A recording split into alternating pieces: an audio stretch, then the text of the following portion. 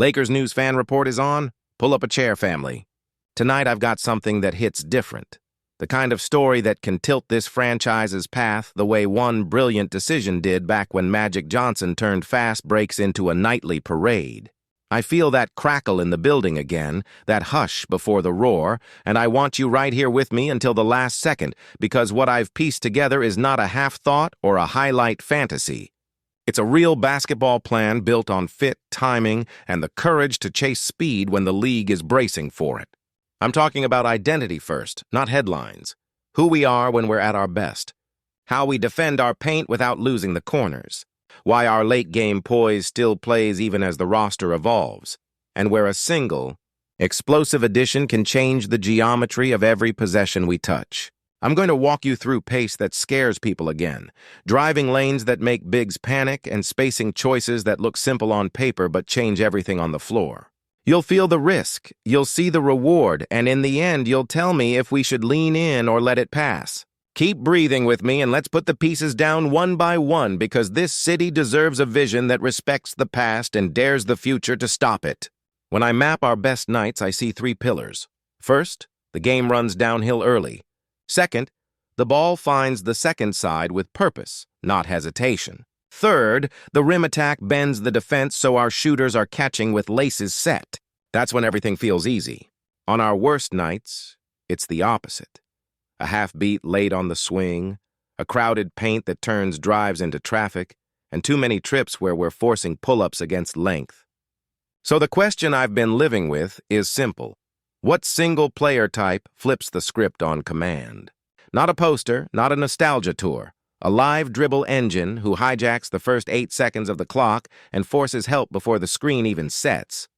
Someone whose first step creates fear, whose hang time creates fouls, and whose grin in transition tells the crowd to start standing up because something loud is coming. Now, to be worthy of this jersey, it can't just be sizzle. The fit has to work when the game slows. This player has to be comfortable handing the steering wheel to our anchors in the half court, spacing properly, cutting at the right angles, and playing defense without loading our stars with extra work. He has to thrive in the shadow of the banners, accept coaching, and respect that LA turns little moments into giant stories. That's the assignment. If we find it, we're not just better, we're a different problem. Let me build that floor picture. The minute we secure a stop, I want the ball advanced with speed and intention. The guard I'm hinting at doesn't drift. He detonates. He's downhill in 2 dribbles, the weak side corner is lifting. Our big is sprinting into a drag screen, and suddenly the back line has to choose. Tag the roller and leave the shake window open. Or stay home and watch the layup package. If we don't score in those first 8 seconds, we're not stuck. We're organized. That same guard flows the ball to our half-court maestro, flattening to the corner or cutting through to lift the weak side, becoming a screen setter or a ghost option to pull the top of the defense off balance. Done right, it's not your turn, my turn. It's an orchestra with 3 conductors and a tempo the other bench can't slow down without fouling or gambling. Defense matters even more because everything starts there. This player doesn't need to be all defense to fit, but he does need to compete at the point of attack and chase with pride. The more he navigates screens cleanly, the less we have to overhelp. The less we overhelp, the more our stars can sit in their comfort spots and control the glass. That's the identity I want to protect. Sturdy at the nail, mean in the paint, greedy on the boards. With the right guard, our steals are runouts. Our runouts are bursts of joy, and our bursts of joy are momentum that flips quarters. The rotation is delicate but doable. I'd stagger the guards so we always have one high-level live dribble handler on the floor, mixing in our shooter creators to keep the corners honest. In closing time, the trio becomes a puzzle other teams hate. One initiates, another screens into a short roll, and the third waits to slice through the middle when the help steps up. The trick is to respect the oxygen of the paint. We can't crowd it with a non-shooter parked on the wrong side. That means slot cuts instead of aimless relocations, ghost screens to force switches, and quick drag seals that make the defense pick a poison in 0.5 seconds. Now let's tighten the lens and put a name on it because you've stayed with me for a reason. The profile I'm describing isn't a rumor for rumor's sake. It's Ja Morant. You know the thrill.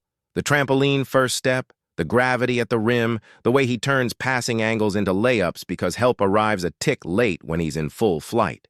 You also know the questions: efficiency swings, spot-up reliability, and the maturity to channel fireworks into winning oxygen for the room. That's real. We look it in the eye and build around the facts. On the floor, the upside is plain. In early offense, Ja changes who we are the second he touches the ball. He forces teams into retreat mode, and that is half the battle in the modern NBA. In the half court, we'll ask him to be a cutter one possession and a screener the next, because the fastest way to punish a defense is to put their smallest guard into contact with our biggest star. Screen for our anchor, slip into space, get the ball on the move, and make the rim decide between the lob, the floater, or the find. He can live in that mid-paint floater world while our shooters stretch the corners, and when defenses dare him to shoot, we adjust with inverted actions. Let him screen, pull a switch, and now he's attacking a big who doesn't want to slide with him side to side. When we stagger him away from our primary initiator, he has room to run an offense without apology. 2 shooters wide, a rim runner who sprints, and 1 utility wing who knows how to set punishing pin-ins. That group eats in the second and late third quarters when benches leak points. The late-game picture is everybody's favorite topic, so here's how I see it.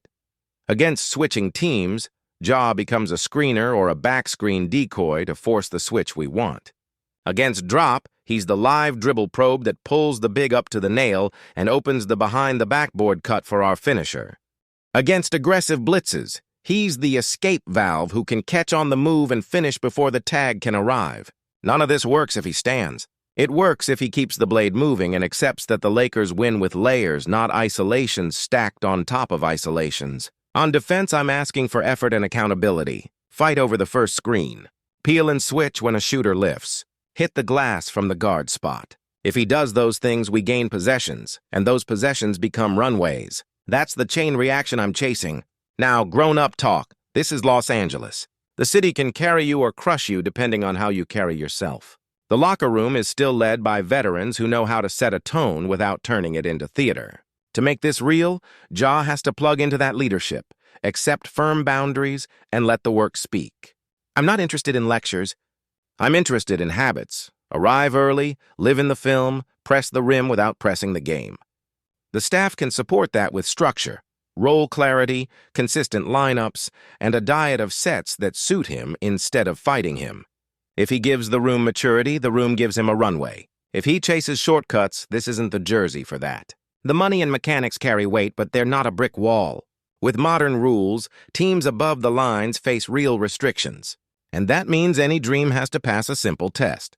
Can you match salary without tearing out core pieces, and can you do it without losing flexibility for the summer?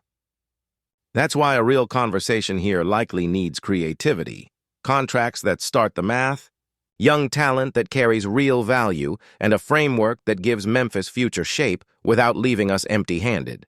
The price should be uncomfortable. Stars cost real things, but it should not be reckless. Picks are a love letter to tomorrow. We can write that letter without forgetting we're playing for now. The sweet spot is balancing urgency and sense. Protect the crown jewels.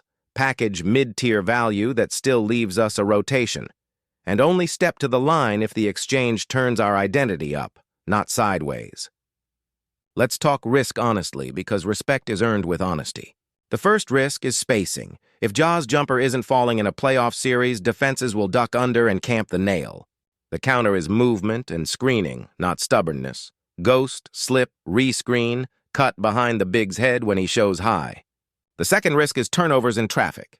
We shrink that by setting the screen lower, using delay actions to loosen the nail defender, and giving Ja a safety valve who can shoot or drive, not just reset.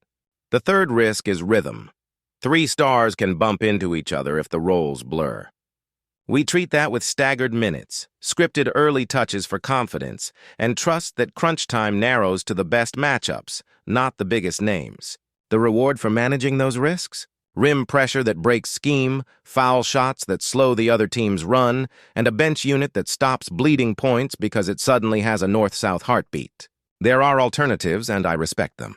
We could chase a bigger wing, bet on switch length, and keep our guard room as is. That's a clean path. But the version of the Lakers that scares the conference to its bones plays fast when the opportunity arrives and strangles possessions when it doesn't. Ja fits that split personality. He makes good teams uncomfortable in December and great teams indecisive in May. He doesn't need to be the face. He needs to be the ignition. The timeline matters too. Mid-season shifts carry a learning curve, and that's why any move needs patience built into it. 2 weeks of noise doesn't equal a plan. But if a window opens and the cost lives where smart organizations live, passing forever can be its own kind of risk. The West isn't waiting for anyone.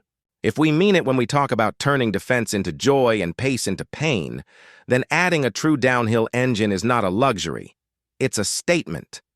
So here's where I land after wearing the grooves into the film and the rotations. The basketball fit is real if we commit to structure. The cultural fit is possible if the boundaries are firm. The cost has to respect tomorrow while serving today. If those 3 things line up, I'm prepared to say yes. If even one of them slips, we keep our powder dry and aim at the summer with clarity. You've been patient, so let me say it clean as the horn sounds. I'm ready to put the Ja Morant conversation on the table for the Lakers with guardrails, not blinders.